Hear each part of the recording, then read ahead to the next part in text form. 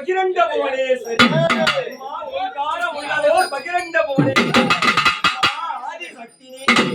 மா நீதி கவாலி மா நிரந்தரி பரம்பரை மா ஜோதியாய் என்ற உமை மாவுக்கு பாங்கான கரகமும் 12 அடிக்கு வேப்பிலையும் மாவுக்கு பாங்கான கரகமும் 12 அடிக்கு வேப்பிலையும்